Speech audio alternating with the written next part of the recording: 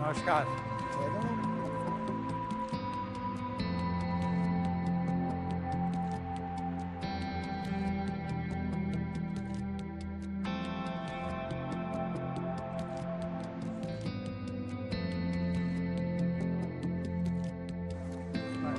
नमस्कार कैसे हैं? ठीक तिवारी जी हाथ भी नहीं मिलाना अच्छे ज्ञानी व्यक्ति हैं। साथ ही आ रहे हैं, मुझे क्या बताइए मतलब। आइए सलाम वालेकुम।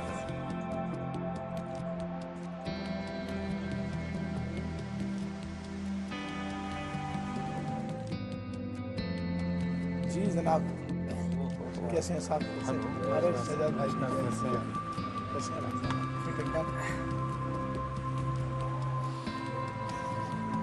साहब आप तो अपना रूप बदल दिए हैं नए अंदाज में।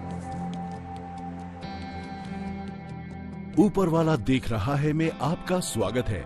जैसा कि आप जानते हैं, इस शो में कोई एंकर नहीं होता है। इस शो का मकसद किसी एक विषय पर खुलकर चर्चा करना होता है।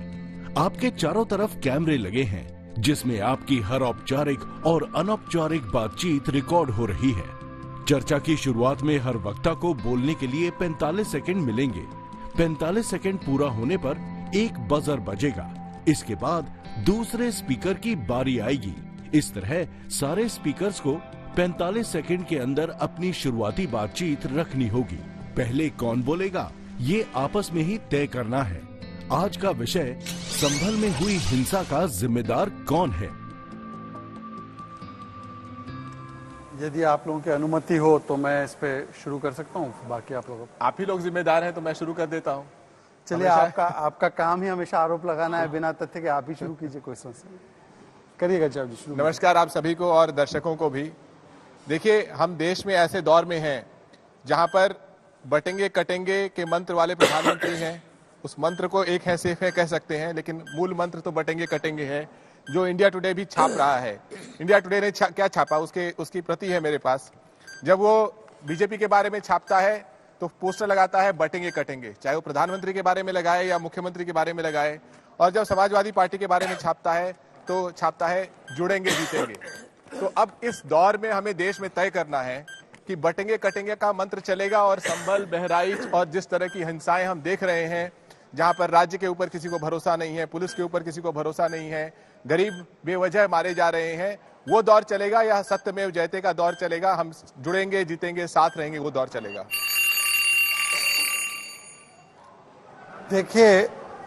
देखिए, जिन लोगों को बटेंगे कटेंगे, एक है सेफ है, ये नारा सांप्रदायिक लगता है, ये वही लोग हैं जिनको वोट जिहाद, जो सलमानी और नोमानी महाराष्ट्र में बोल रहे थे, वो सेकुलर संगीत लग रहा था। सनातन समाप्त जो डीएमके ने बोला, वो सेकुलर संगीत लग रहा था। जो हिंदू राम मंदिर के प्राण प्रतिष्ठा को नाच गाना बोल रहे थे, वो सेकुलर संगीत लग रहा था। मुस्लिमों को आम्बेडकर जी के कॉन्स्टिट्यूशन के खिलाफ जाकर आरक्षण देना, ये सेकुलर संगीत लग रहा था। द्वारका में नाटक हो रहा है, कृष्ण जी अर्जुन को जिहाद सिखाते, ये सब सेकुलर लग रहा था।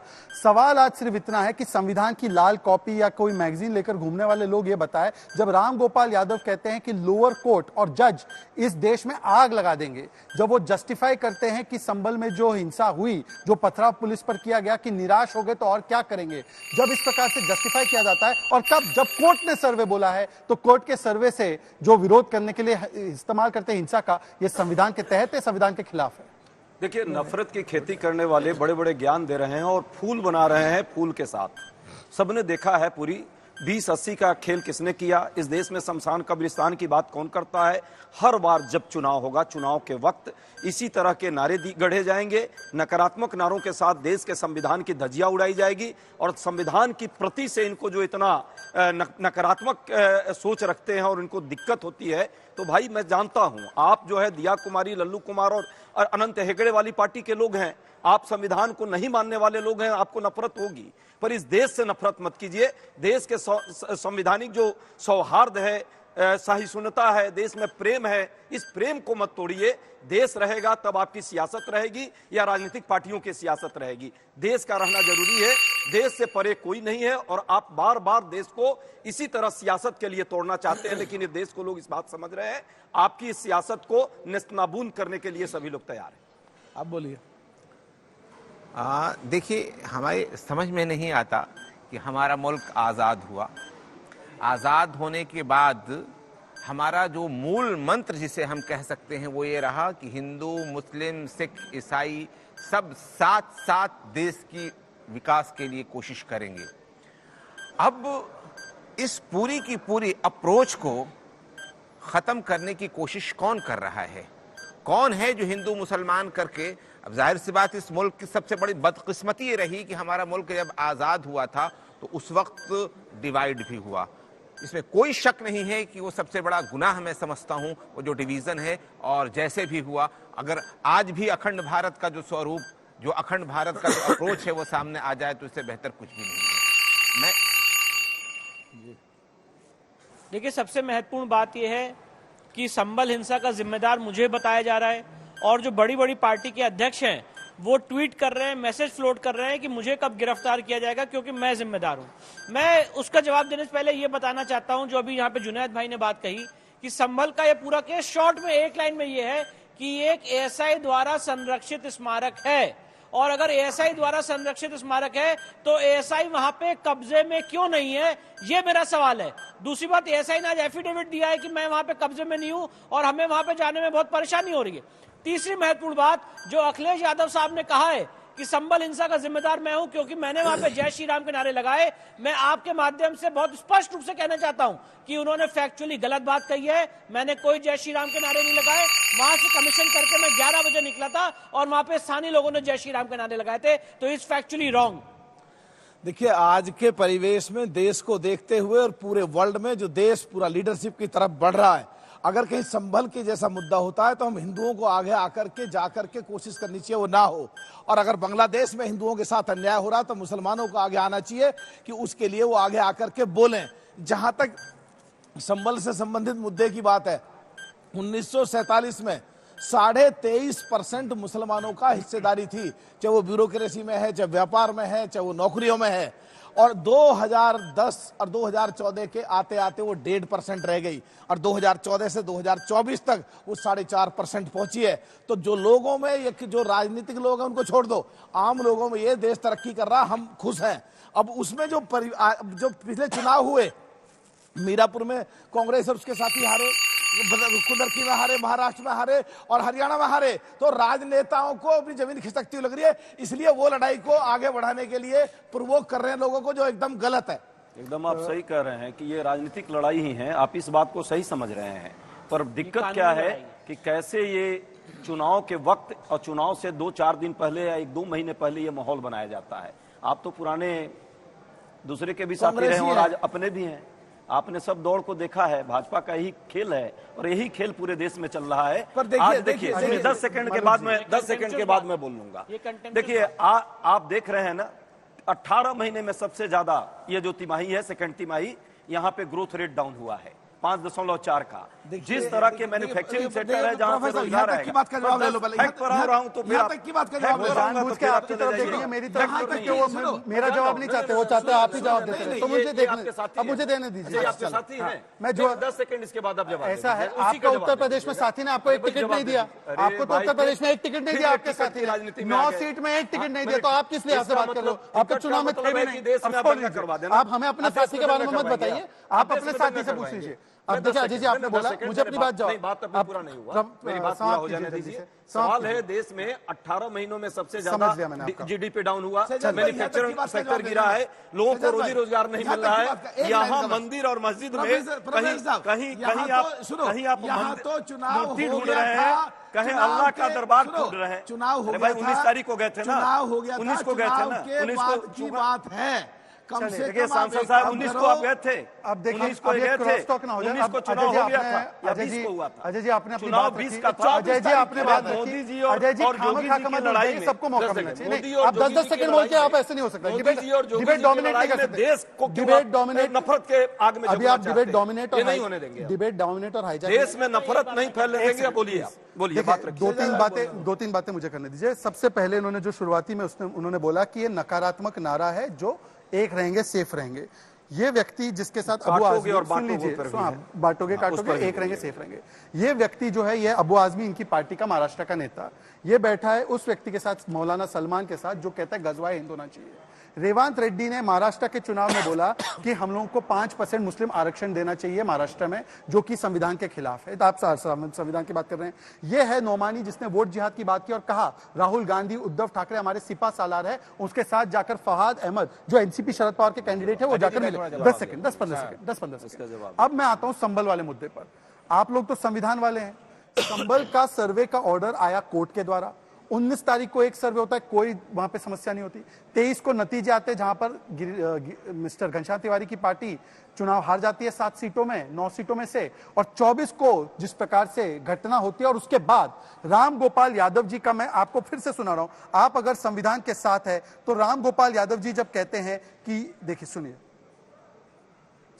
तो सब सुना है, सुना हुआ है। आप मुद्दे पे सुनिए, आप सुनिए, अपनी बात रखिए, तो सुनिए, आप अपनी बात रखिए, सुनिए। देखिए अब ये इस तरीके के पुराने वीडियो पे जाइएगा तो जजेस आप मोदी जी एक को महत्वपूर्ण, नहीं वो सब ठीक है। मोदी तो अरे भाई नया माल रखिए मटेरियल ना, लाओ, आप अपनी नया बात माल रखिए। मटेरियल लाओ। आप- एक आप- सेकंड घनश्याम जी, मैं अपना समाप्त कर रहा हूँ। घनश्याम समाप्त कर रहा हूँ। संविधान के साथ है आप लोग, आप संविधान के साथ है, आप बात पूरी संविधान के कीजिए साथ है ना। आप लोग। देखिए, आप सुनिए, बात पूरी कीजिए, संविधान आप के समय साथ पर है बात कीजिए। तो लोअर जो जजेस के निर्णय देश में आग लगाने वाले होते हैं, आप मानते हैं? नहीं आप मानते? अपनी इस पे बात जवाब रखिए। दीजिए। इसी पे जवाब मैं बात रखता हूँ। संभल देखिए, के ये मैं जवाब है। तीन बातें कहूंगा। ये है भारतीय जनता पार्टी का मुख्यमंत्री, जो कि बीरेन्द्र सिंह, जो मणिपुर का मुख्यमंत्री है। इसका ये इंडिया टुडे का अभी का संस्करण है, कोई भी देख सकता है। ये कहता है बम चलने दो। एक सेकंड, बीच में मत बोलिए, मैं आपके बीच में नहीं टोकता। संभल पे ये चर्चा कहता है कि बम चलने दो। ये अमित शाह जी के खिलाफ कह रहा है उस ऑडियो रिकॉर्डिंग में, जो सुप्रीम कोर्ट में गई है। ये भारतीय जनता पार्टी का बटेंगे कटेंगे मॉडल है, जो संभल में भी दिखाई दे रहा है। आज का इंडियन एक्सप्रेस आप उठा के देखिए, वो फ्रंट पेज पे क्या लिखता है। वो कहता है लोअर कोर्ट ने जब 19 तारीख को फैसला दिया तो वो एक्स पार्टे था, उसमें दूसरा पक्ष नहीं था। और जो सरकार पेपर लीक में सोई रहती है, जिसमें 24 लाख बच्चों की जिंदगी तबाह होती है, वो सरकार 2 घंटे में प्रशासन के साथ पहुंच जाती है 19 तारीख को सर्वे करने के लिए। ये बटेंगे कटेंगे मुख्यमंत्री और उसके साथ एक है सेफ है के नाम पे बटेंगे कटेंगे प्रधानमंत्री न आपको विकास दे सकते हैं, न आपको रोजगार दे सकते हैं, न पेपर लीक से आपकी रक्षा कर सकते हैं, न महंगाई से आपको बचा सकते हैं। और संसद में जब हम संसद, एक आखिरी वाक्य प्लीज, तो इसीलिए जस्टिफाइड है, आखिरी वाक्य जजेस आग लगा रहे हैं, जस्टिफाइड है। आखिरी वाक्य प्लीज, आखिरी वाक्य मेरा ये है कि हमारी इस चर्चा से सब मित्र हैं, इससे बड़ी चर्चा देश की संसद की चर्चा है। अच्छा। जहां पर देश के 140 करोड़ लोगों का विश्वास है, उस 140 करोड़ लोगों का मन है कि संसद में चर्चा होनी चाहिए। लेकिन अडानी को बचाने के लिए, जिसके खिलाफ अमेरिका का जस्टिस सिस्टम है, जब हम कहते हैं कि संभल पे चर्चा होनी चाहिए, मणिपुर पे चर्चा होनी चाहिए, अडानी पे चर्चा होनी चाहिए, तो ये सरकार चुप के भाग रही है, संसद में चर्चा नहीं कर रही है।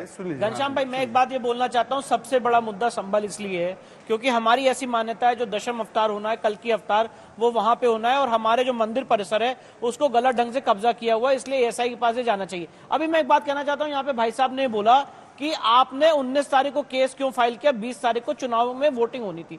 भैया ये बताइए, कोर्ट में जो केस फाइल करते हैं वो चुनाव की डेट देख के फाइल करते हैं, या गाजियाबाद में जो वकीलों की स्ट्राइक हुई, 1 मिनट सर, गाजियाबाद में जो वकीलों की स्ट्राइक हुई जिसकी वजह से 15 दिन तक पूरे उत्तर प्रदेश की सारी कोर्ट में स्ट्राइक रही, ये केस तो 15 दिन पहले फाइल होने वाला था। आप उपचुनाव से केस की टाइमिंग कैसे हो सकती है? मतलब आपने ये क्लियर कर दिया कि नहीं, अजय 19 उपाध्याय तारीख को आपने फाइल किया, आपके इंटेंशन क्लियर थे, 20 को वोटिंग होनी है, देश में ध्रुवीकरण होगा और आपको सियासी लाभ होगा। किस पर खेल रहे हैं? गलत बात बोल रहे हैं। ये केस तो पहले फाइल होने वाला था, सिविल कोर्ट में स्ट्राइक चल रही थी, इसलिए केस फाइल नहीं हो पाया। बोलने दीजिए, मौलाना को बोलने दीजिए। हम तो मौलाना बोले चाह रहे हैं, आप तो मौलाना को बोलने नहीं दे रहे। मौलाना आपका वोट ले लिया, आपका मतलब नहीं। सुनिए जवाब तो मुझे देने दीजिए। किसको किया? यहाँ पर सबको अपनी बात रख रहा है, किसी को किसी का पैरोकार बनने की जरूरत नहीं है। अरे तो आप तो बड़े पैरोकार बन रहे थे, किसी का नहीं ये बन रहे थे कि भाई आलय को बोलने नहीं सब अपनी अपनी बात, आप अपनी बात कंप्लीट देखिए बात ये नहीं है, इंटेंशन मैटर करता है। इस देश में Intention आपका क्या होता है? इंटेंशन क्या है? कोर्ट में आपका इंटेंशन है देश में नफरत फैलाएं, हिंसा हो, देश में मैं इसका ध्रुवीकरण जवाब हो, दूंगा। अब ये बोलेंगे आपको तो मैं भी सियासत जवाब का दूंगा। लाभ हो चलिए, एक और बात यही की काम मंदिर पे कब्जा हो, मंदिर की जमीन पर केवल एक कब्जा बात, केवल एक हो, बात। एसआई को बाहर भगा दे। घनश्याम जी हम बात कर रहे हैं। नहीं आप लंबा बोल रहे हैं। देखिए ऐसा है, वकील हैं, आप चिल्ला क्यों रहे हैं? घनश्याम जी देखिए तरीका ठीक नहीं है, वो लगातार बोल रहे हैं। आंध्रा में आपके जो रिजर्वेशन आपने दे रखे हैं, नहीं, उस पर कोई जवाब नहीं है। आपने बहुत बोला है, आप नहीं देंगे जवाब। भाई ऐसे क्रॉस टॉक होगी तो किसी का नहीं होगा। देखिए घनश्याम जी और अजय जी एक सेकंड आपने अजय जी आप लंबा बोल रहे हैं, आप स्टॉप ही नहीं कर रहे हैं। अब 20 सेकंड घनश्याम जी आपने बोला, नहीं ऐसे नहीं होगा, ऐसे नहीं होगा, ऐसे नहीं होगा। Ghanshyam ji Ghanshyam ji not allowed. ये दोनों लोग मिलकर मुझे बोलने नहीं देगा। मैं बोलूंगा अपनी बात। एक सेकंड, एक एक वाक्य में दोनों बात बोलूंगा, एक एक वाक्य में दोनों बात बोलूंगा। उसके बाद जुनैद हैरिस बोलेंगे, पार्लियामेंट में मैं अपनी बात बोलूंगा, उसके बाद जुनैद हैरिस जी बोलेंगे। आपने बोला नफरत फैलाने का काम हो रहा है, प्लीज मेरे बीच में इंटरप्ट मत करना। आपने बोला नफरत, लेकिन बीच में आप भी नहीं इसके बाद। मैंने भी बोलूंगा, आप लंबा मत बोलिए। आपने बोला नफरत फैलाने का काम हो रहा है। सनातन समाप्त पर सुप्रीम कोर्ट ने बोला ये हेट स्पीच है। आपने कब डीएमके से रिश्ता तोड़ा? अभी इसका जवाब दीजिए अपने समय पे। आपने अडानी का विषय बोला, अडानी के विषय पे आज मैं आपको चाहता हूं, ये देखिए, Sharad Pawar with Adani, Gehlot with Adani, 1 second, Revanth Reddy with Adani, ये रॉबर्ट वाड्रा विद अडानी। ये अडानी तब अच्छे हो जाते। दूसरी बात, अडानी के विषय पर तृणमूल कांग्रेस आपकी साथी ने बोला, सुन लीजिए, कि पार्लियामेंट इस विषय पर भंग नहीं होनी चाहिए, स्टॉप नहीं होनी चाहिए। और मैं आपसे पूछना चाहता हूं, आपको अडानी से इतना ही वो है ना कि वो भ्रष्टाचारी है, तो पंजाब, तेलंगाना के कॉन्ट्रैक्ट, कर्नाटक के कॉन्ट्रैक्ट कब कैंसिल करो बताइए? कर्नाटक और तेलंगाना के कॉन्ट्रैक्ट कब कैंसिल करो बताइए? बताइए। और सवाल देखिए क्या है, सवाल देखिए क्या है, इस पे जवाब देना। अजय जी आप यही चाहते हैं? नहीं, ये नहीं चाहते हैं। जवाब देखिए, इस पे जवाब देना। हम मुस्लिम समाज का कोई मस्जिद आदमी बैठा तो बोले, आप इसे रोको मत। रोक नहीं रहे हैं, रोक रहे हो आप। लेकिन देश में अडानी के मुद्दे पर चर्चा नहीं हो, इसलिए ये मुद्दा उठा करके बढ़ाया जा रहा है। एक सेकंड अजय जी, ये जिम्मेवार जो है अडानी का तंत्र है जिम्मेवार। अजय जी एक सेकंड, मैं बस 20 सेकंड में, तो फिर आप इस मुद्दे मैं पे शुद्ध डिबेट ही मत करिए। क्यों करने आ गए डिबेट? नहीं, नहीं, आपको डिबेट का हम टॉपिक नहीं यही बताया एक्सपोज करने था। आए। अजय जी को टॉपिक का डिबेट नहीं बताया था क्या आज तक? यही एक्सपोज करने आया हूं कि इस देश में अडानी नहीं चले, इस देश में बेरोजगारी, महंगाई नहीं शरद चले। पवार को बोलो ना अडानी से रिश्ता तोड़े। अरे रिश्ता शरद पवार को बोलो ना अडानी से रिश्ता तोड़े। अडानी चोरी करेगा? अरे भाई सुनिए, चोरी करेगा? तेलंगाना में प्रोजेक्ट कैंसिल कर दो, तेलंगाना में प्रोजेक्ट कैंसिल करो। चोरी हुई है कि तेलंगाना में प्रोजेक्ट चोरी कैंसिल दिया, करो। चोरी तेलंगाना में चोरी प्रोजेक्ट को कैंसिल डिफेंड करो कर रहे हो। नहीं तो चोरों का कॉन्ट्रैक्ट क्यों ले रहे हो? चोरों का कॉन्ट्रैक्ट क्यों ले रहे हो? देखिए चोरों का कॉन्ट्रैक्ट क्यों ले रहे हो? अडानी के प्रवक्ता ने जो है डिफेंड करना, मैं तो बोल रहा हूं उनका कॉन्ट्रैक्ट कैंसिल करो।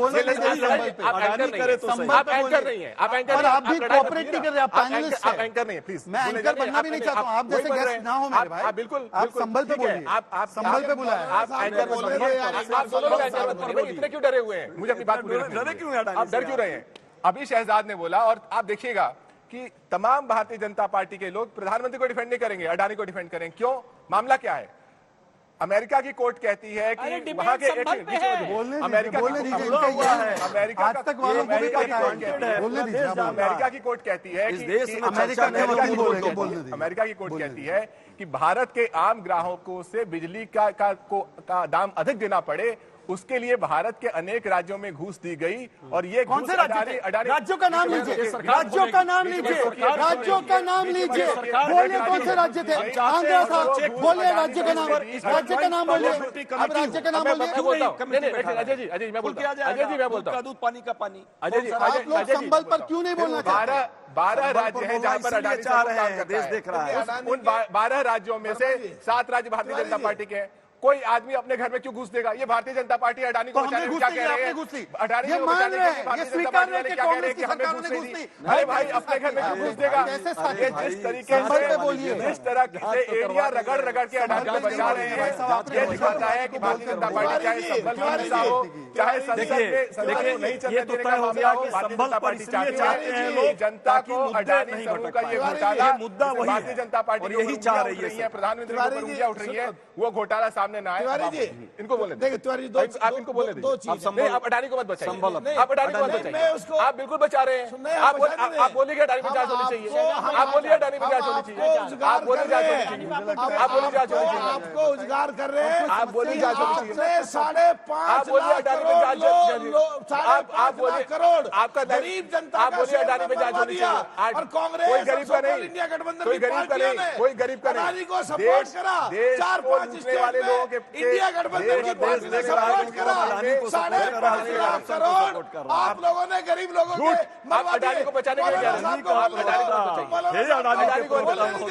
मौलाना साहब को बोलने दो, ये गलत बात है आप लोगों की। सांसद साहब अडानी के अच्छे प्रवक्ता हैं, ऐसे गलत है प्रवक्ता है। हम देश जारी रहिए। देश की गरीब जनता के लिए काम कर रहे हैं। करप्शन का कई बार आप लोग संभल पे प्लीज बोलिए। संभल का विषय संभल पर आप चाहते हैं, आप चाहते हैं संभल पर बात हो तो संभल पर मैं बात कर रहा हूँ जी। संभल के हवाले से आपने एएसआई का भी जिक्र किया है। मैं आपको एक चीज जरूर बताना पसंद करता हूं कि हमारी परंपरा बहुत पुरानी है, चाहे सिंधु घाटी की परंपरा हो, चाहे उसके बाद जब आर्यंस की परंपरा शुरू हो रही। सिंधु घाटी की परंपरा का तो हमने जाना ही 1920 के बाद जाना है, जब खुदाइयां हो चुकी हैं, तब मोहनजोदड़ो और हड़प्पा शहरों की। अब उसके बाद जो आर्यनपुरी की पूरी सभ्यता शुरू होती है, वैदिक काल से जो शुरू होती है, और उसके बाद पूरी के पूरा उस बहुत पुराना एक तरीके से परंपरा है जैन, और बहुत पुरानी परंपरा है बौद्ध। ये सब के सब हैं, सबके विहार, सबके मंदिर संरक्षित हैं और प्राचीन कालीन हैं। मुसलमान यहां पर जाहिर सी बात है 1400 साल से पहले तो आ नहीं सकते हैं, हाँ, और 1193-92 से तो बाकायदा यहाँ पर रहना शुरू किया। सवाल ये पैदा होता है कि आपने अभी एएसआई का जिक्र किया, 1920 में अंग्रेजों के जमाने में वो उसके अंडर में गया था, और उससे पहले मुसलमान इबादत कर रहे हैं। कहीं पूजा स्थल जो मुसलमानों की परंपरागत पूजा स्थल है वो एएसआई लेकर के, और जाहिर सी बात है उसको संरक्षण में दिया जा सकता है। जबकि आप जानते हैं कि 5 टाइम नमाज के लिए हालत ये हो गई है कि सड़कों पर जगह नहीं मिल रही है, सड़कों पर लोगों को आना पड़, और बिल्कुल मैं मुखालिफ हूं कि सड़क पर नमाज नहीं पढ़ी जाए। तो ऐसी सूरत में अगर मस्जिद के अंदर अगर एएसआई के अंडर में न रहे तो मैं समझता हूं कोई हर्ज की बात है। पूरी बात कंप्लीट कर लेने दें, पूरी बात। अब एक बात और मैं कह रहा हूं, एएसआई को वो मस्जिद नहीं है, वो डिस्प्यूटेड स्ट्रक्चर बोलने तो दीजिए भाई, वो डिस्प्यूटेड अरे भाई स्ट्रक्चर उनको बोलने तो दीजिए। संभल में जो है वो डिस्प्यूटेड स्ट्रक्चर है, उसको मस्जिद मत बोलिए। अच्छा, आप भी डिस्प्यूटेड व्यक्ति हैं, वो भी डिस्प्यूटेड व्यक्ति हैं। ऐसा है मिस्टर घनश्याम तिवारी, एक सेकंड, मिस्टर घनश्याम तिवारी, आप बीच में क्यों बोल रहे हैं? किसने बोला आप एंसर है क्या? डिस्प्यूटेड स्ट्रक्चर है, किसने बोला वो मस्जिद है आपको? आप किसी कैसे आपको आ गए मस्जिद पे? बोलने दीजिए, कैसे आ गए? इनको बोलने किस दीजिए, कंक्लूजन पे आ डराइए मत ना। गए? एक सेकंड, देखिए, बाबरनामा पढ़ी आपने? आपने बाबरनामा पढ़ी है? आपने स्कंद पुराण पढ़ा है? बाबरनामा में क्या है? आपने बाबरनामा में क्या है? आपने मत्स्य पुराण पढ़ा क्या है? है? आपको मत्स्य पुराण में नहीं पता, स्कंद पुराण का नहीं पता, आपको बाबरनामा में लिखा हुआ है कि वहाँ पर हरिहर मंदिर था, आप उसको बिल्कुल नहीं लिखा है। दिखाइए कहाँ लिखा है, दिखाइए, दिखाइए। सारे कागज देखिए, कोर्ट में दिखा दूंगा। सर्वे होने दीजिए, सर्वे होने दीजिए। अडानी नामा कहने वाले लोग बाबरनामा में पहुंच गए, यही सच है। जब सच बोला जाता है तो भारतीय जनता पार्टी के लोग नर्वस हो जाते हैं। नहीं, आपको हरि के नाम से क्या दिक्कत है? मूल मंत्र हरि के नाम से घनश्याम को दिक्कत है। मेरा नाम हरिहर से घनश्याम को दिक्कत है, इसलिए मैं बोल रहा हूँ मौलाना को कि हरिहर मंदिर है तो उन्हें मस्जिद है, बाबर की मस्जिद है। बाबर के प्रवक्ता हो क्या? बाबर के प्रवक्ता हो? बाबर के प्रवक्ता कब बन गए समाजवादी पार्टी? समाजवादी पार्टी बाबर के प्रवक्ता कब बने? अगर बाबर के प्रवक्ता कब बने? बाबर के प्रवक्ता कब बने? बाबर के प्रवक्ता कब बन गए? में बाबर के प्रवक्ता मोदी को देसी हिटलर कहते हैं। देखिए अच्छा, ये बाबर ये बता रहे हैं कि दोनों बाबर के प्रवक्ता हैं जो कह रहे भाई साहब अच्छा देखिए मजेदार बात ये है, मजेदार बात ये है, बोलने नहीं कर सकते ऐसे। ये लोग बोलते रहेंगे तो संबल के साथ मजेदार बात ये है, हाईजैक तो ही कर रहे हैं ना, हम नहीं कर रहे। अब देखिए सुनिए, मेरा सवाल ले लीजिए, मेरा सवाल लीजिए और जवाब दीजिए। बोलिए,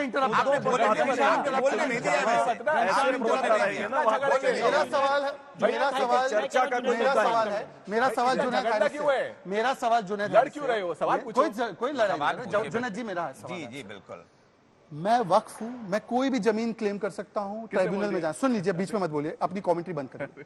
पर एक हिंदू तथ्य के साथ कोर्ट, सिविल कोर्ट जाता है, वहां से ऑर्डर आता है सर्वे करो, सिर्फ सर्वे करो, जो सुप्रीम कोर्ट ने कहा कि you can determine the religious character, change नहीं कर सकते, तो वो संविधान के खिलाफ हो जाता है और ये कहते हैं लॉर्ड जजेस बिके हुए हैं, आग लगा देंगे देश में। वक्त के साथ आप खड़े हैं, परंतु आप लोग एक सिविल कोर्ट में एक व्यक्ति जाता है तो उसको गालियां बकते हैं और इसमें जवाब नहीं है। तो बताइए, एक मिनट के लिए इन्होंने मुझसे सवाल किया, इन्होंने मुझसे सवाल किया, सुन लीजिए। आपको नहीं बोलने देंगे। वक्फ एक्ट के का सेक्शन 40 वकील बैठे हैं, पढ़ने इसको अच्छी तरह से जा करके, किसी भी जगह पर जाकर के ये दावा नहीं किया जा सकता है कि ये वक्फ की जमीन है, जब तक उसके लिए सेक्शन 40 रिपील किया है अभी अमेंडमेंट एक्ट में। बोलने तो जब तक उसके लिए पूरी बात सुन ले, जब तक कि मैं आपसे बता रहा हूं कि वक्फ एक रिलीजियस अप्रोच का नाम है, जो कि व्यक्ति अपनी जमीन को देता है, और जमीन को दे, जायदाद को दे, या किसी भी चीज को दे, अब जाहिर सी बात है जिस मकसद से दे उसी के अंदर वो रहता है, चाहे वो लिखित रूप में हो, चाहे मौखिक हो, चाहे इसकी कोई बात नहीं है। अब अगर किसी भी ऐसी जगह को जो कई 100 साल से किसी और चीज पे कोई डॉक्यूमेंटेशन नहीं है, किसी भी ऐसी जगह पर वक्फ को जाने का अधिकार नहीं, मैं भी इस बात को कह रहा हूं।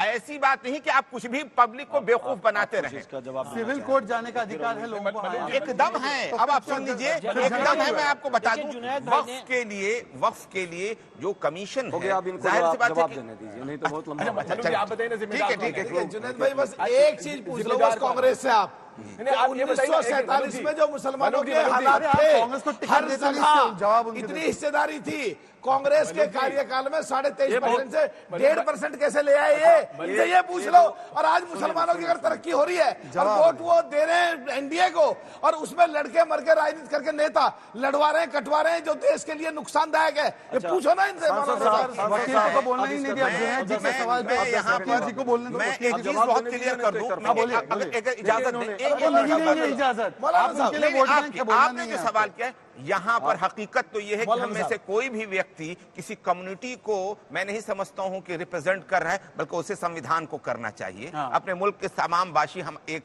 जैसे बच के भाग रहे हो, हक की बात हम कर रहे हैं, आप बच के भाग रहे हो। हो गया, मुसलमानों की हक की बात कर रहे हैं, आप बच के भाग रहे हो। मैं बच के नहीं बात कर, मैं हिंदुओं की बात कर रहा हूँ। मैं बीजेपी से सवाल कर रहा हूँ, किसके जमाने में बीफ का कारोबार क्यों इतना बढ़ रहा है, और मैं सवाल कर रहा हूँ कि बीफ को काटने पर पाबंदी क्यों नहीं लगाई जा रही है? क्यों नहीं गाय काटने पर बात हो रही है? गाय काटने पर बात क्यों नहीं हो रही है? हम आपके हम मुसलमानों को चौधरी चरण सिंह की विचारधारा में करना चाह रहे हैं। इस देश के प्रधानमंत्री सबका साथ सबका विकास करना चाहते हैं। आपको इनसे करना चाहिए, करवा रहे हैं। मलूक साहब कांग्रेस से सवाल जरूर करेंगे कि हम अब ये देखिए, ये तस्वीर देखिए आपने, कट्टे से फायरिंग हुई, कट्टे से फायरिंग हुई, इन्होंने पुलिस वालों पर आरोप डाला, पुलिस वालों पर आरोप डाला, पुलिस वालों पर आरोप डाला। जब तक रुक जाइए, एक सेकंड, जो कट्टे से फायरिंग हुई तो पुलिस वालों पर आरोप लगाया समाजवादी पार्टी। मैं आपको बता रहा हूँ, प्रधानमंत्री, जब तक प्रधानमंत्री जी सबका साथ सबका विकास कहते थे, तब तक तो आरएलडी उनके खिलाफ थी। आज प्रधानमंत्री जो है बटेंगे कटेंगे कह रहे हैं, एक है सेफ है, वो चिरकुट कहते थे, तब आप साथ में नहीं थे, चिल्ला क्यों रहे? आप टिकट नहीं दे रहे चिरकुट बोलने वाले लोगों चिल्लाइए को। मत, नहीं, आपसे बात चिल्लाने का सवाल है, देखिए इसका जवाब सुन लो, देखिए इसका जवाब तो ले लो, जवाब ले लो। मुझे लगता है कि आप कह रहे हो जुड़ेंगे तो जीतेंगे, ये कहते हैं भारत जोड़ो। अरे तो किसने काट, किसने तोड़े? इन्होंने तोड़े। कांग्रेस की सरकार ने ये तोड़ करके, अब जब ये इनके रिजल्ट खराब रहे हैं, लोग इनके खिलाफ वोट दे रहे हैं, मुसलमान इनके खिलाफ वोट दे रहे हैं, मुसलमान इंडिया को वोट दे रहे हैं, तो तुम लड़के गरीब लोगों को मत मरवाओ यार, मुसलमानों को हिंदुओं को मरवाओ मत, कटवाओ मत, ये सबकी जान बहुत कीमती है, लड़ाई झगड़े मत करवाओ, किसी भी कीमत में मत करवाओ। आपकी बारी है, आप बोलिए, आपकी बारी, अजय जी की बारी है, बारी हमारी सबकी इनकी है, इनकी है, की बारी है, पर संभल पे हो गया ना, संभल पे क्या कोर्ट में जाने का अधिकार है या नहीं है? हाँ या ना? इन्होंने बड़ी लंबी लंबी बात की है मलुक साहब, संभल कम से पे कम बोलिए न्यायिक ना। तो बात कीजिए। इस देश में नहीं, एक किसान परिवार के व्यक्ति को टारगेट किया जा रहा है बार ये लोग भी बात कर रहे हैं तो ठीक, संभल पे आप जो बोल रहे हैं वही बात कर रहे हैं तो ठीक, अडानी पर क्यों और नहीं? हम संभल पे बोल अडानी को क्यों बचा रहे हैं? एक काम करो भाई, अडानी पर डिबेट कर दो, अडानी पर डिबेट कर दो, हम तैयार हैं। अडानी नहीं हम तैयार हैं, सर, चलो चेंज करो। आप चुप हो गए, अब बात कर संभल लें। पे आपने 10 साल तो इससे पहले किसके साथ कहाँ थे समझ में आती है। आज आप भाजपा में आए, भाजपा से जरा पूछिएगा, आप भाजपा से कांग्रेस से विधायक रहा, मेरे से ज्यादा कांग्रेस को कोई नहीं जानता। दर्द हो गई, दर्द हो जाती है। देखिए भाजपा के साथ आप हैं, ये बेरोजगारी के लिए कोई जिम्मेदार। जैसा कि आप जानते हैं कि ये एआई का जमाना है और हमारी एआई होस्ट सना के मन में भी एक सवाल है। नमस्कार, मैं हूं आपकी एआई होस्ट सना। मैं आप सभी से एक सवाल पूछना चाहती हूं कि क्या मस्जिदों के सर्वे से सांप्रदायिक सौहार्द बिगड़ने का खतरा है?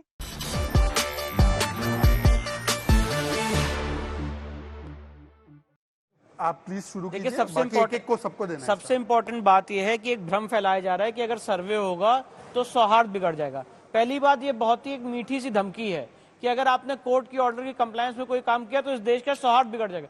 कौन सौहार्द बिगाड़ रहा है भाई? किसी हिंदू समाज के व्यक्ति ने कहा सर्वे होगा तो सौहार्द बिगड़ जाएगा। ये एक वर्ग के लोग कह रहे हैं कि सर्वे होगा सौहार्द बिगड़ जाएगा।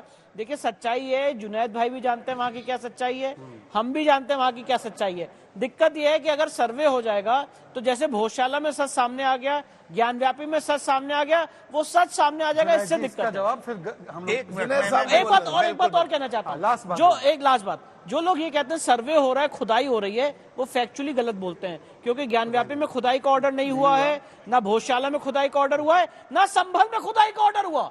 सिर्फ और सिर्फ वीडियोग्राफी और फोटोग्राफी का ऑर्डर हुआ है, जिसके लिए इतना हो हल्ला मचाया जा रहा है। पर इसी टॉपिक जानने का अधिकार सभी को है। मैं सवाल सिर्फ एक रख रहा हूं आपके सामने कि 84,000 विहारों को तोड़ने का बहुत दावा करते हैं इस सर्वे के साथ। आप तो जैन हैं, क्या उसके साथ खड़े होंगे? नंबर टू, अब पूरी बात कंप्लीट करने दीजिए। सर्वे का कोई मुखालिफ नहीं है, इसीलिए 19 नवंबर को संभल के अंदर जब सर्वे के लिए गए तो सब कुशल वहां पर आराम के साथ सब कुछ हुआ। आगे मुझे बोलने दीजिए। फ्राइडे, उसके बाद ये मंगल का दिन है, फ्राइडे 22 तारीख को पड़ रहा है, उस दिन भी बहुत कुछ नहीं हुआ। 24 को दोबारा जब आप जा रहे हैं और जाने के बाद माफ कीजिएगा, मैं कहता हूं इस बात को, पूरी बात कंप्लीट कर लेंगे। मैं कहता हूं कि अयोध्या में जाकर के उसकी गलियों में अल्लाह अकबर का कोई नारा लगाएगा, गलत है। आप किसी भी मस्जिद के साथ जाकर के अगर जय श्री राम का नारा लगाएंगे तो गलत है। आप सौहार्द बिगाड़ने का काम ये होता है और नहीं बिगाड़ना चाहिए। जुनैद भाई, ये मुझे बता दीजिए, एक टर्न। देखिए, मैं सिर्फ इतना बोल रहा हूँ, आपने बोला सर्वे से कोई समस्या नहीं है, पर जब सर्वे कोर्ट के द्वारा ऑर्डर किया गया है, संवैधानिक बॉडी के द्वारा ऑर्डर किया गया है, आप पहले तो उसके खिलाफ हिंसा अपनाते हैं, हिंसा करने वाले लोगों को बचाते हैं, जबकि दिखाई दे रहा है कि कट्टे इस्तेमाल करने वाले दंगाई थे। आप कहते हैं पुलिस वालों ने फायरिंग की, फिर कहते हैं लोअर कोर्ट आग लगा देगा, और आखिरी में आप लोग वो मंडली है जो वक्फ अनलिमिटेड क्लेम कर ले तो उसके साथ खड़े रहते हैं, पर कोई व्यक्ति अपना संवैधानिक अधिकार कोर्ट में जाकर कहे कि सर्वे होना चाहिए, उसके खिलाफ होते हैं। कृपया करके ये बताइए कि क्या सर्वे करना, वो भी कोर्ट के आदेश पर, जो सुप्रीम कोर्ट ने ओके बोला है जिसके लिए, क्या वो क्या संविधान के खिलाफ है? देखिए, जो सना ने सवाल पूछा कि क्या, मैं पढ़ लेता हूं, क्या मस्जिदों के सर्वे से सांप्रदायिक सौहार्द बिगड़ने का खतरा है? सांप्रदायिक सौहार्द, मंदिर और मस्जिद जहां पे लोग अपनी भलाई के लिए, समाज की भलाई के लिए, इबादत के लिए जाते हैं, पूजा के लिए जाते हैं, वो नहीं बिगाड़ते। वो तो बटेंगे कटेंगे। अगर कोई मुख्यमंत्री, आपके बीच में नहीं बोल रहा था, आपके बीच में नहीं बोल रहा था, अगर कोई मुख्यमंत्री बोले बटेंगे कटेंगे, वो बुलडोजर चला दे, वो फेक एनकाउंटर करवाने की बात कहे, वो कस्टोडियल डेथ कराए, लोगों को डराए धमकाए, वो कानून में यकीन न रखे, संविधान में यकीन न रखे, और उसके बाद उसकी पूरी संस्था आरएसएस बीजेपी कहने लगे बटेंगे कटेंगे एक हैं सेफ हैं। ये जो मॉडल है जो कि आप लोगों के घर में जाइए, उन्हें डराइए, उन्हें उकसाइए और उसके बाद अपनी पुलिस को इस तरीके से कर दीजिए कि पुलिस कोई भी लॉ एंड ऑर्डर मेंटेन न कर सके। उसके बाद आप दंगाइयों के बारे में कुछ जिम्मेदारी नहीं। किसकी है? दंगाई तो बहुत अंत में चार लोगों की जान गई, उनके 5 लोगों की जान गई। 5 लोगों की जान गई। उनके परिवारों से पूछिए, उनके परिवारों से पूछिए उन पे क्या बीत रही है। अगर भारतीय जनता पार्टी पुलिस वालों के परिवार से पूछा, भारतीय जनता पार्टी पुलिस वालों के परिवार से पूछा है कभी? जय शाह और ना जाने क्या क्या बनेंगे और हमारे बच्चों को ये देखिए, ये देश संविधान से चलेगा और संविधान के अनुसार देश की संसद में जो नियम और कानून बनाए उनसे चलेगा। और अगर कानूनी प्रक्रिया में कोई भी बाधा डालता है, मेरे हिसाब से हक नहीं है इस देश में रह के संविधान के दायरे से बाहर जाके। और राजनीतिक लोग, जो भी राजनीतिक पार्टियां इसमें खराब करने की कोशिश करेंगी और अपनी हार को देख के बौखलाहट करके दंगे को भड़काने की कोशिश करेंगी, मेरे हिसाब से देश कभी माफ नहीं करेगा। वही तो बटेंगे कटेंगे है। मैं इसमें एक लाइन जोड़ा था तो फिर आप एक लाइन मेरा आपका टर्न है, टर्न ये टर्न नहीं आया ना। इनका नहीं आया। देखिए, सांप्रदायिक सौहार्द बिगाड़ता कौन है, इंटेंशन क्या है, ये महत्वपूर्ण है। चुनाव के लिए, सियासत के लिए क्या देश के संविधान को ताक पर रख देंगे? यदि आप लोगों को लगता है वहां कोई ऐसी बात है, उसकी संवैधानिक प्रक्रिया, उसको लिया जाएगा। चुनाव के एक दिन पहले जिस तरह का माहौल बना करके आप चुनाव जीतना चाहते थे और समाज को बांटना चाहते थे, इससे समाज नहीं चलेगा। इससे देश जो है, देश के लोग समझ रहे हैं। दूसरी बात, जिस तरह आप लोगों ने कहा कि सांप्रदायिक सौहार्द बिगाड़ने की बात, कोई नहीं चाहता कि इस देश में सौहार्द बिखरे, भाईचारा रहे। लेकिन भाई को चारा बना करके जो लोग इस देश को बिगाड़ना चाहते हैं और देश में सियासत के लिए सिर्फ इस तरह का सांप्रदायिक हिंसा कराना चाहते हैं, उन 5 लोगों की जिनकी जान गई है, या पुलिस वालों पर जो लाठी पत्थर आए हैं, क्या उसका जवाब देने के लिए कोई तैयार है? या सबको यहाँ राजनीति करनी है, लेकिन राजनीति से ज्यादा देश का ये संवैधानिक स्ट्रक्चर जरूर है या नहीं? एक वाक्य, केवल एक वाक्य। अभी सना का जो सवाल था कि सांप्रदायिक माहौल सर्वे कराने से बिगड़ेगा, ये था। बाला साहेब ठाकरे जी का दावा करने वाले हम लोग वंशज है संजय राउत, हमने बाबरी को 17 मिनट में लात मारकर गिराई, सांप्रदायिक माहौल बिगड़ा था? बिगड़ा। तो फिर आप थे क्यों उनके साथ? फिर थे क्यों उनके साथ? फिर थे क्यों साथ? बोलिए मौलाना, क्यों थे उनके साथ? सुनिए नहीं इधर, क्यों थे इधर? सुनिए नहीं क्यों थे? इधर सुनिए ना। उन्होंने देख लिया कि भाजपा वाले यही करते हैं, गलत वो समझ गए, वो समझ के इसलिए मेरे साथ आ गए। वो संविधान को समझ गए कि संविधान इसमें बड़ा है। ये सबसे बड़ी बात है। भाजपा वाले नहीं थे, कह रहे हैं, अडवाणी जी और मोदी जी ये कह रहे हैं कि उद्धव ठाकरे समझ के गलत किया था। गलत उद्धव ठाकरे कह रहे गलत किया था। गलत लोगों के साथ, सही था, गलत लोगों के साथ थे, आप जैसे लोगों के साथ। मतलब बाबरी के कलंक को मिटाना गलत था। आप लोगों ने जो किया था ना, ये गलत। उद्धव जी छोड़ दो आप, उद्धव जी देश को तोड़ने वालों के साथ थे और देश के तोड़ने वाले।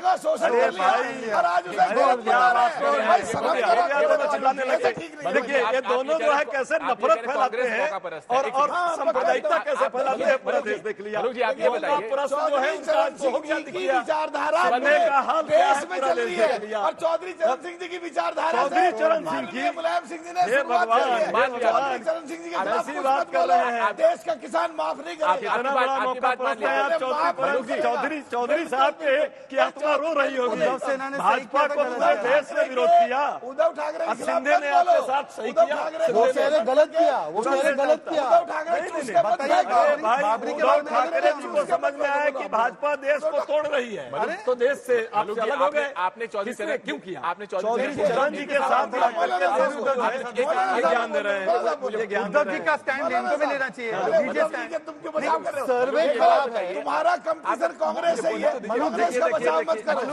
अखिलेश जी अच्छा कर रहे हैं, कांग्रेस का बचाव मत करो। देश को तोड़ने के लिए भाई, देश को तोड़ने के लिए देखिए कैसे महाराष्ट्र में तुम्हें सीट नहीं दी और दंगाइयों के साथ है। अरे ये बताइए, चौधरी साहब दंगाइयों के साथ थे, दंगाइयों के साथ थे क्या? दंगाइयों के साथ रहे चौधरी साहब? नहीं रहे।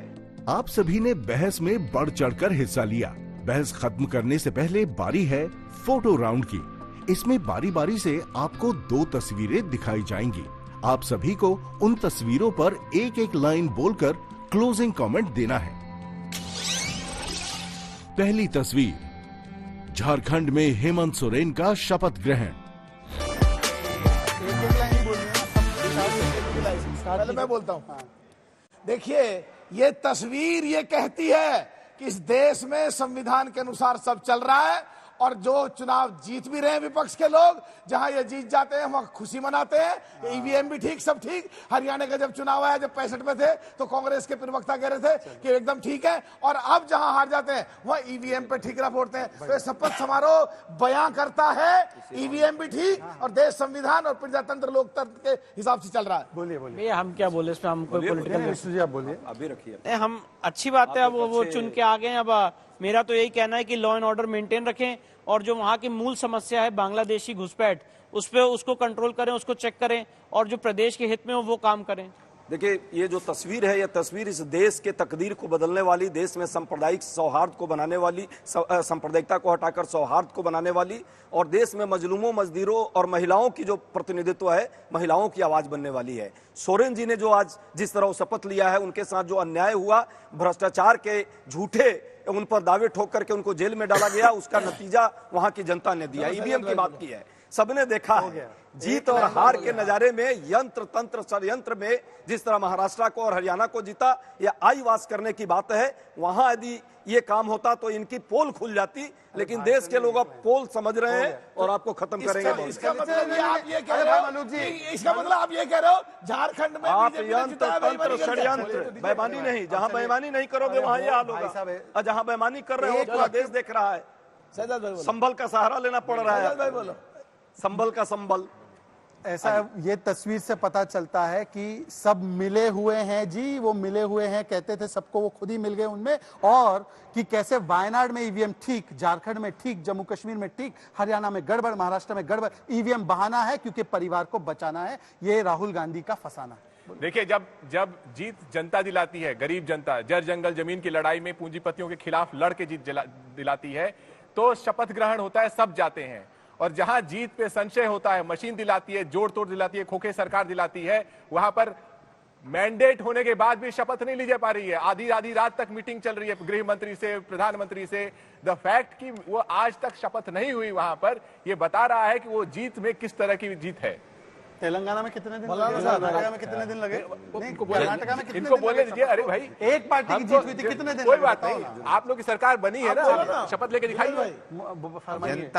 जनता ने जिसको बहुमत दिया, जो लोग उसके साथ खुशी मनाना चाहे मनाएं। जाहिर सी बात है, ये भी एक संवैधानिक आज़ादी है। मैं समझता हूँ कि इस पर इस हवाले से मेरा कोई कमेंट नहीं है। बहुत शुक्रिया। महाराष्ट्र में ठीक हुआ कि महाराष्ट्र में गड़बड़ था? मैं किसी को गड़बड़ और सही कहने वाला नहीं हूँ, लेकिन जिस जगह पर भी जो कुछ भी होता है उसके बारे में चर्चाएं हो सकती करने के लिए कितना बेचैन है, मतलब इनको खुद संदेह है। ऐसा है, जोड़ के दाढ़ी में तिनका इसी को करते हैं, चोरी की है तो करेंगे ही, दिखा रहे हैं कि क्या वहाँ ठीक हुआ, यहाँ गलत हुआ। ये नाटक नौटंकी रोज चल रहा है, एआई भी देख रहा है, ऊपर वाला भी देख रहा है। एआई की एंकर तो है, पर आप देख रहा है महाराष्ट्र और हरियाणा में क्या हुआ, पूरा देश का सवाल है। पता होगा क्या मशीन और मशीनरी पे एक ही पार्टी का भरोसा है, वो है भारतीय जनता पार्टी। अडानी जी के डिफेंस में एक ही पार्टी खड़ी होती है, वो भारतीय जनता पार्टी।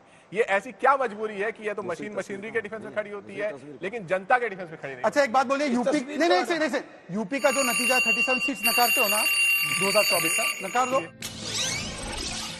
दूसरी तस्वीर, बांग्लादेश में चिन्मय दास की गिरफ्तारी।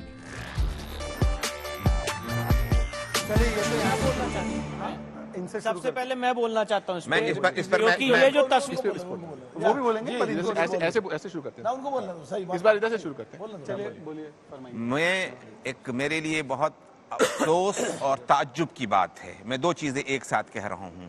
इस मुल्क को हमारे मुल्क ने आजाद कराया और पाकिस्तान से इसको मुक्ति दिलाई, और मोदी जी ने भी कहा कि हमारा भी आजादी में रोल है। मैं समझता हूं कि इन माइनॉरिटीज पर वहां पर जुल्म हो रहा है। इस सिलसिले में मोदी जी क्या कदम उठा रहे हैं, हम सब इनके साथ हैं, और इस सिलसिले में अगर अटैक भी हमारा मुल्क करता है तो बहुत अच्छी बात है। मुझे लगता है कि बांग्लादेश विकास के दौर से अब विनाश के दौर की तरफ जा रहा है, इस तरह की तस्वीरें दिखाती हैं। और भारत की सरकार को मजबूती से बांग्लादेश की सरकार से बात करनी चाहिए। भारत का जो नैतिक आधार रहा है सार्क देशों में कि हमारे देश में धर्मनिरपेक्षता मजबूत है, माइनॉरिटीज के राइट मजबूत हैं, वो नैतिक आधार बटेंगे कटेंगे सरकार ने कमजोर किया है। लेकिन भारत अभी भी मजबूत है और बांग्लादेश पे प्रेशर डाल सकता है, इस बटेंगे कटेंगे सरकार के बावजूद प्रेशर डाल सकता है कि इस तरह की तस्वीरों से बांग्लादेश की पहचान ना हो। ये तस्वीर दुष्परिणाम है, जब बटते हैं तब कटते हैं, एक नहीं रहते हैं तो सेफ नहीं रहते हैं। और जो आज यहां पर बड़ी बड़ी बातें कर रहे हैं वो लोग हैं जिन्होंने सीए का विरोध किया। सीए कानून जब हम ला रहे थे इसी प्रकार की परिस्थितियों से बचने के लिए, तब मोदी को गाली देने में ज्यादा इंटरेस्ट था। आज वो देख रहे हैं और बोल रहे हैं मोदी क्या कर रहा है। अरे बोलो इसको इस्लामिक जिहाद। कश्मीर में हुआ, एक बार बोलो कश्मीर में जो हुआ इस्लामिक जिहाद, एक बार पूरे देश को देख लिया है और सबने देखा है। ये हालत जो बांग्लादेश में हुई है, इस देश की उदारता, लोकतंत्र और ये संविधान है कि ये देश सुरक्षित और आगे बढ़ रहा है। जबकि बांग्लादेश का क्या हाल हुआ, मुझे लगता है कि इसी को सीख लेनी चाहिए इस देश को कि हम एक हैं लेकिन सभी लोग एक हैं। हिंदू, मुस्लिम, सिख, ईसाई सब है भाई भाई। अल्लाह ईश्वर तेरो नाम सबको सन्मति दे भगवान, तभी देश एक रहेगा। नहीं तो ये हिंसाई करने वाले सियासत से ऊपर उठकर देश बड़ा सबको सोचना होगा। देश एक रहेगा तो हम सब एक रहेंगे, और देश जब बटेगा तो हम सब कटेंगे। अरे मान लिया, योगी जी की लाइन मान ली, मान ली। हम तो यही कह रहे थे, वाह बढ़िया। ये संविधान नहीं मानते, ये संविधान नहीं मानते। आप काटने और बांटने की बात कर रहे हैं, हम जोड़ने की बात कर रहे हैं। जोड़िए जोड़िए, सबको जोड़िए।